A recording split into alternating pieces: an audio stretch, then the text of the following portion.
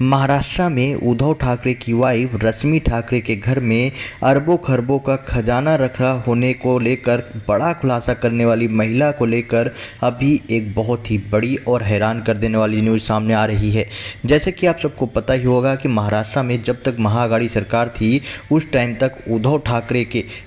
ठाकरे की वाइफ और साथ में ही महाराष्ट्र में एनसीपी, शिवसेना और कांग्रेस के कई बड़े पॉलिटिशियन के ऊपर करोड़ों रुपए का घोटाला करने का आरोप लगा और इनके ऊपर बताया गया कि इन्होंने जो है 100 करोड़ रुपए, 1,000 करोड़ रुपए का घोटाला करके अपने घर में जो है खजाना सब छिपा रखा है। लेकिन इन्हीं सब चीज़ों के बीच में जब उद्धव ठाकरे की सरकार यानी कि महाराष्ट्र में एकनाथ शिंदे ने जब उद्धव ठाकरे की सरकार गिरा दी, उसके बाद पूरी तरह से ये लोग काफ़ी ज़्यादा बड़ी मुश्किल में फंस गए हैं और लगातार उद्धव ठाकरे और साथ में ही एनसीपी सुप्रीमो शरद पवार के कई बड़े पॉलिटिशियन की पोल जो है उनके ही विधायक और नेता जो है पुराने नेता और विधायक हैं उनके द्वारा खोलना शुरू कर दिया गया है। अब इन्हीं सब चीज़ों के बीच में दीपाली सैयद के बारे में आपने सुना होगा। कुछ दिनों पहले इन्होंने रश्मि ठाकरे के ऊपर कई बड़े गंभीर आरोप लगाए थे और इनके द्वारा दावा किया गया था कि जितने भी पैसे आया करते थे बीएमसी के द्वारा या अलग अलग जगहों से, जो भी कहीं और से जितने भी पैसे आया करते थे उसकी देखरेख जो है वो रश्मि ठाकरे के अंडर में था।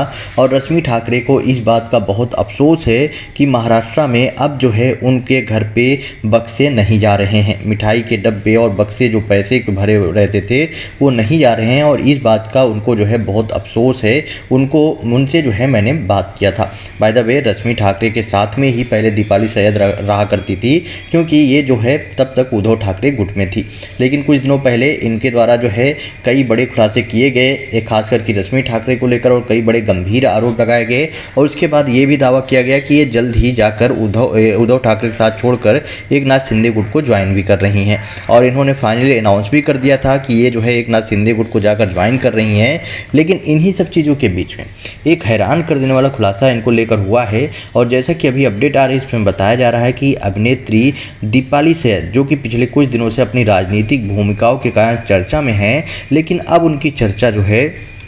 वो दूसरी वजह से हो रही है। दीपाली के उनके पूर्व निजी सहायक ने गंभीर आरोप लगाया है।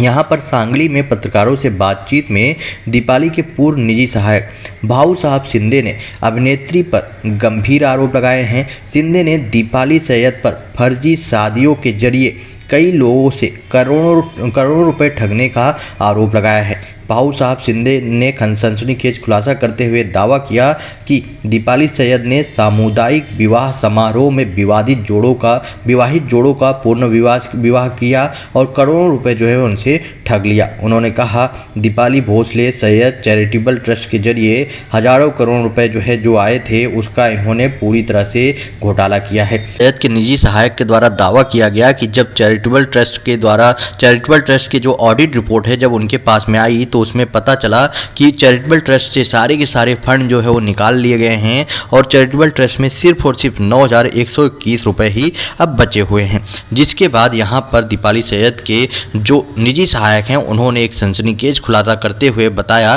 कि किस तरह से इस ट्रस्ट में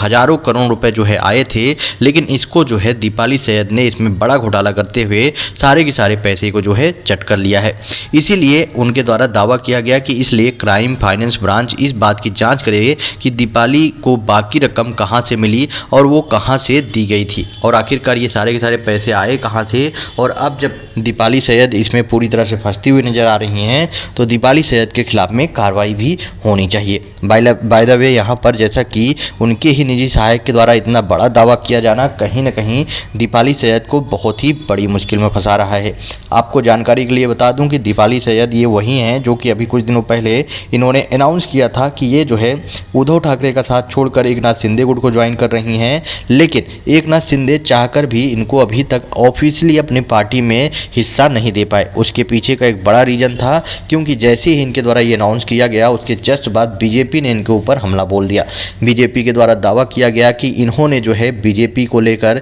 एक नहीं एक के बाद एक कई बड़ी टिप्पणी की है, प्रधानमंत्री मोदी को लेकर कई बड़े गंभीर आरोप लगाए हैं। तो हम जो है तब तब तक इनको एकनाथ शिंदे गुट में शामिल नहीं होने देंगे जब तक ये जो है खुद से आके माफ़ी नहीं मांगती। जब तक ये जो है माफ़ी नहीं मांग लेती तब तक इनको जो है हम एकनाथ शिंदे गुट में कभी भी शामिल नहीं होने देंगे। आपको बता दूं कि उसके बाद इनकी से एक नहीं कई बार एकनाथ शिंदे और साथ में ही दीपाली सैयद को लेकर ये अपडेट आई कि दीपाली सैयद जल्द ही एकनाथ शिंदे के साथ में मिलकर जाकर उनकी पार्टी में शामिल हो जाएंगी। लेकिन हर बार जो है यहाँ पर एकनाथ शिंदे के द्वारा इनकी डेट को चेंज कर दी जा रही है और इनको अभी तक जो है पार्टी में शामिल होने का मौका नहीं दिया गया है। इसके पीछे का एक बहुत बड़ा रीज़न है क्योंकि एकनाथ शिंदे चाहकर भी यहाँ पर इनको जो है नहीं ज्वाइन करा सकते। इसके पीछे का सीधे सीधे बीजेपी के द्वारा हमला बोला जा रहा है। बीजेपी ने सीधा सीधा अल्टीमेटम दिया है, वो भी एकनाथ शिंदे को सीधे सीधे बोला है कि अगर आपको दीपाली सैयद को अपनी पार्टी में जोड़ना है तो उसके लिए आपको पहले बीजेपी से बात करना पड़ेगा और यहाँ पर दीपाली सैयद जो है उनको आके माफ़ी मांगना पड़ेगा। अगर दीपाली सैयद माफ़ी नहीं मांगती तो एकनाथ शिंदे गुट में भी हम कभी भी किसी भी वक्त शामिल नहीं होने देंगे। उसके लिए हमें जो भी करना पड़ेगा हम करेंगे। शायद यही एक मेन वजह है जिसकी वजह से उद्धव ठाकरे भी इस टाइम एकनाथ शिंदे भी इस टाइम पूरी तरह से शांत बैठे हुए हैं और उनके द्वारा दीपाली सैयद को अपने पार्टी में ज्वाइन करने का मौका जो है नहीं दिया जा रहा है। लेकिन इन्हीं सब चीज़ों के बीच में दीपाली सैयद के ऊपर ये गंभीर आरोप लग गया कि इन्होंने जो है चैरिटेबल ट्रस्ट से करोड़ों रुपए का घोटाला किया है। जैसे ही इनके ऊपर इतना बड़ा गंभीर आरोप लगा, महाराष्ट्र में पूरी तरह से इसको लेकर चर्चा शुरू हो गई कि आखिरकार दीपाली सैयद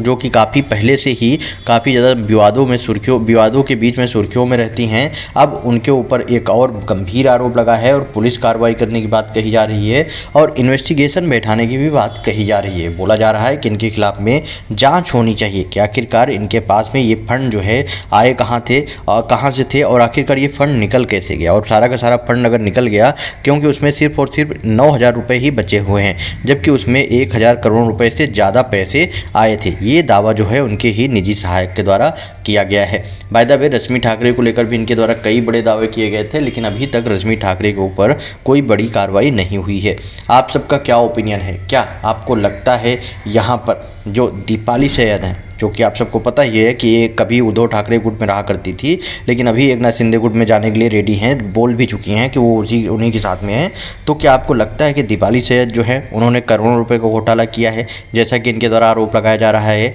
और उनके निजी सहायक के द्वारा आरोप लगाया जा रहा है? आप अपना ओपिनियन जो है वो कमेंट सेक्शन में बताइए और साथ में अगर वीडियो पसंद आया हो तो वीडियो को लाइक करके शेयर करना ना भूलें।